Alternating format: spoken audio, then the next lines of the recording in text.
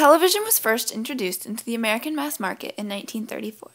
Though many households were unable to afford this new technological feat due to the financial hardships of the Great Depression and later World War II, by the early 1950s the networks of NBC and CBS had commercialized television, and by 1955 more than 50% of the American public owned a television set. Many early TV programs were simply modified radio shows with a series of still pictures and a script being read from behind a desk. But by the 50s, television had begun to distinguish itself from the radio with the popularization of variety shows. Talk shows such as The Tonight Show and sitcoms like I Love Lucy soon followed, and America became enamored, starting the long-lived trend of America's captivation by the TV.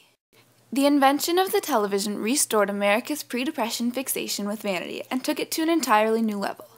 In the 1960 presidential elections, the television was used as a new medium for the American public to have access to the debates between Richard Nixon and John F. Kennedy.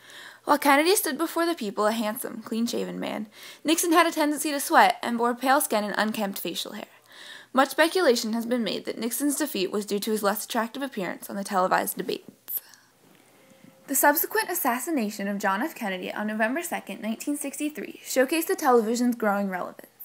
Because the radio could not show the shooting, and print journalism was unable to keep people up to date with the play-by-play of the unfolding action, television reporting took a key role.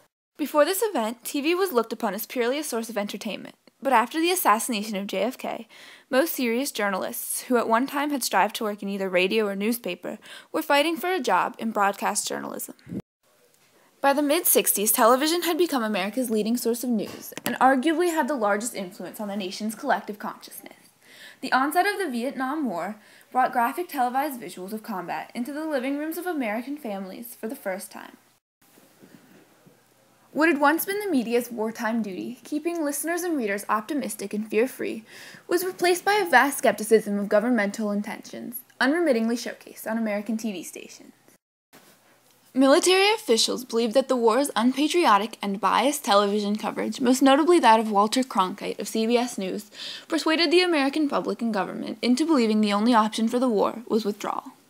Since its inception, the television has provided a more interesting, emotion-filled, and relevant platform for media outlets around the world, and taken a subjective look at the world in which we live directly into the homes of billions of people, influencing and enamoring generation after generation.